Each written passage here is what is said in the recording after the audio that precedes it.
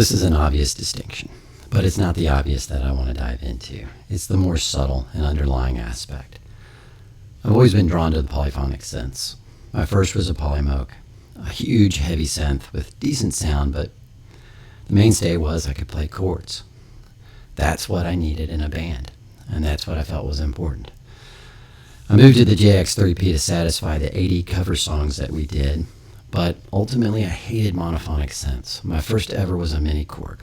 I admit the sound was captivating, but ultimately it was just one note and no presets.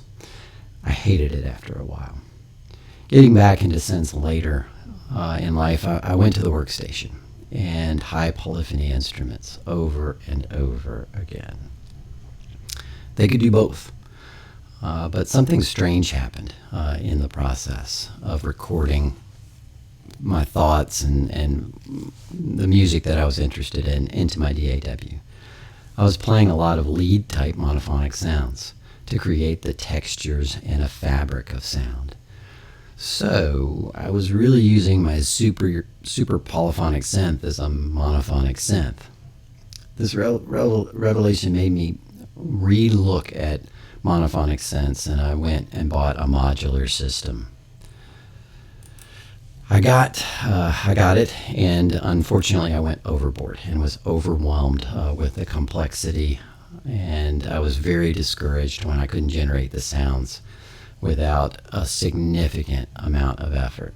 It's really a whole story that I can talk about another time. So I got a Moog Sub 37, kind of the same deal, but ultimately I was using it for bass sounds. Then I got the Matrix Brute. The ARP and the depth of the sounds, great.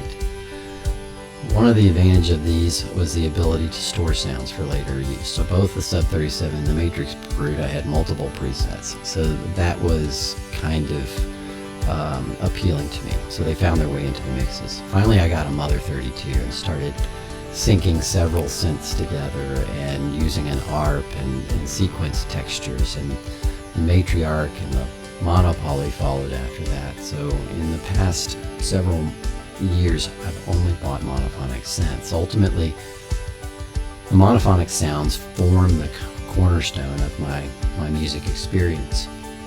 Generating chords in a sound help me with the creation, but ultimately in the mix they sound to get messy. They seem to get messy and muddy up the mix. This is just me and my experience and what I like to do. I would never give up polysynths. I like the Moog 1 and the Kronos and the Jupiter. I'm just saying that the monosynth in my story just got a bad rap.